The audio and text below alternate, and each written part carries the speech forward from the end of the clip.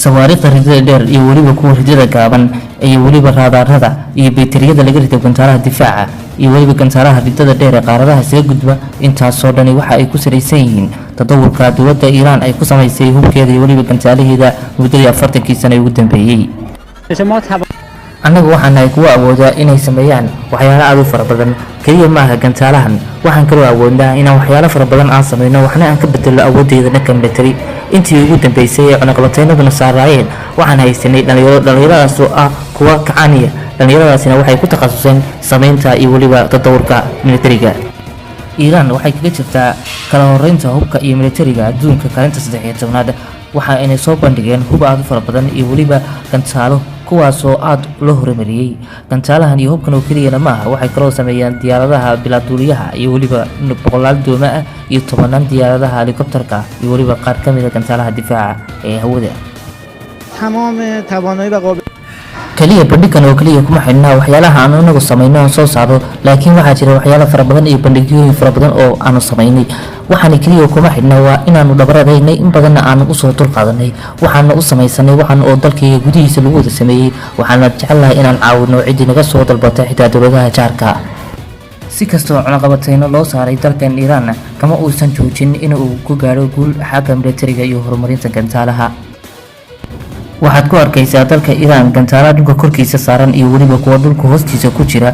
halkani waa buraha bari ee dhanka iiraan waxaana lagu riday gantaalka loo yaqaano qaadir f iyo weliba qaadir h iyo weliba gantaalaha kaleeta ee shihaab 1 iyo shihaab 2. gantaalahan ayaa waxay gaadhayaan ilaa 2000 oo kiiloomitir kuwaasoo awood u leh in ay burburiyaan saldhigyada militari ee dalka Israa'iil gudihiisa ku yaala iyo weliba dalka Israa'iil. tani waa fariin ku socota dowladaha Israa'iil iyo Mareykanka.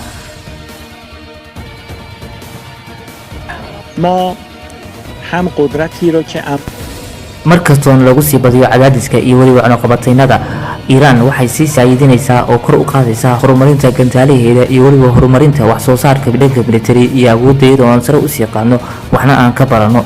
arrintani waxa ay guul u tahay kooxaha wax iska caabinta dhabarjab xoog lehna waxay ku tahay dowladaha Mareykanka iyo Israa'iil iyo weliba kooxaha sahnuniyadda.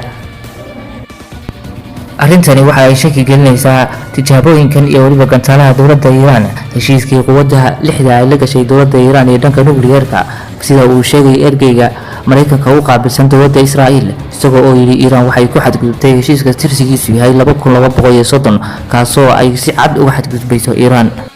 laakiin dowladda iiraan waxay ku adkaysanaysaa in ay sheegayso inay tahay bandhigeeda iyo weliba tijaabooyinkooda hubka gantaalaha difaaciyada xaggeeda ka yimaaday aysanna Israa'iil ku andacoonin inay Xisbullah iyo weliba kooxaha wax iska caabinta aysan gantaalaha si gacanta u soo gelin.